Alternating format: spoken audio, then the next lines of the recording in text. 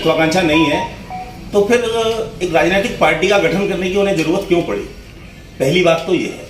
दूसरी बात ये है कि वो कहते हैं कि मेरी महत्वाकांक्षा नहीं है, तो ये महत्वाकांक्षा आज से नहीं है, पहले कभी नहीं रही है। जैसे वो कह रहे थे कि मेरे को कई मुख्यमंत्रियों ने मंत्री बनाने के लिए बोला है, तो पहले वो समाजवादी पार्टी से प्रदेश सचिव रहे, बसपा में वो रहे हैं, राष्ट्रीय क्रांति पार्टी के प्रदेश अध्यक्ष रहे हैं और जनक्रांति पार्टी में वो रहे हैं।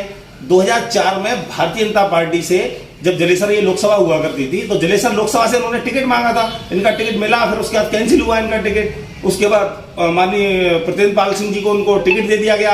फिर आप पता करिए भाजपा के नेताओं से उन्होंने किस तरह उनको चुनाव लड़ाया था और क्या उनके साथ धोखा किया था, ये वो सारे लोग बता देंगे इस चीज के लिए। ये बड़ा क्षेत्र है और ये सब चीज बता देंगे। और इन्होंने हमेशा ही पार्टियों के पीछे चलने का काम किया है और मैं समझता हूँ हमेशा इन्होंने किसानों को धोखा दिया है।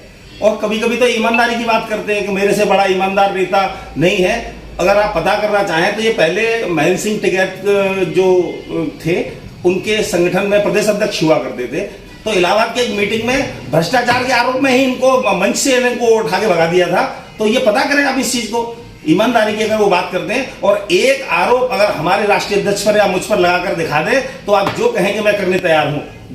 जिस तरह से वो चाहें, कहते हैं कि मैं चुनाव लड़ाऊंगा, दूसरों को चुनाव लड़ा रहे हैं अपनी पार्टी से, जो उनका है क्या है क्रांति दल, उससे ये चुनाव लड़ा रहे हैं। सबसे पहले उनकी जिम्मेदारी बनती है कि वो अपनी ही पार्टी से कम एक टिकट एटा लोकसभा से चुनाव लड़े, फिरोजाबाद लोकसभा से चुनाव लड़े। क्यों नहीं लड़ते हैं? क्योंकि अगर उन्होंने किसानों का भला किया है, क्या एक बार मैं पूछना चाहता हूं, उन्होंने अपने क्षेत्र के किसानों का क्या भला कर दिया? उन्होंने अपने ही बम्बे में कभी वो पानी न ला पाए।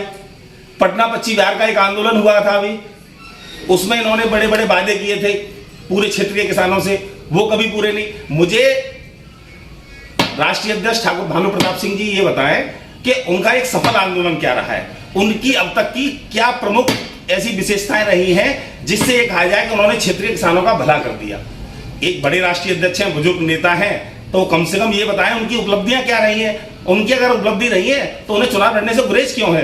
क्यों? देखो, अगर मैं ये बात कहूं कि मुझे राजनीतिक महत्वाकांक्षा नहीं है तो ये मेरे लिए क्या, मैं लोगों के साथ धोखा करूंगा इस बात को कह के, क्योंकि मेरी पत्नी जिला पंचायत लड़ी, मैं खुद नगर पंचायत का चुनाव लड़ा और मैं जानता हूं और ये समझता भी हूं कि अगर राजनीति में अंदर आने के बाद जो लोगों की समस्याएं हैं उनका जो मैं निदान कर सकता हूं, वो मैं समझता हूं कि बाहर रह के नहीं कर सकता। उनकी आवाज बुलंद कर सकता हूं, मैं करता हूं अब भी, लेकिन जिस वक्त एक पद होगा उससे और अच्छी सुविधाएं मैं लोगों को दे सकता हूं। तो सबसे पहले अगर उन्होंने लोक क्षेत्र के लोगों के साथ भला किया है तो मैदान में उतरे और तबीयत से चुनाव लड़े और पूरे जितने भी राजनीतिक संगठन है हम सब मिलकर उन्हें चुनाव लड़ाएंगे। लेकिन उन्होंने छल किया है किसानों के साथ, मैं समझता हूं वो कभी चुनाव क्या, वो कुछ लड़ेंगे नहीं, क्योंकि उन्होंने कभी किसानों का भला किया नहीं है।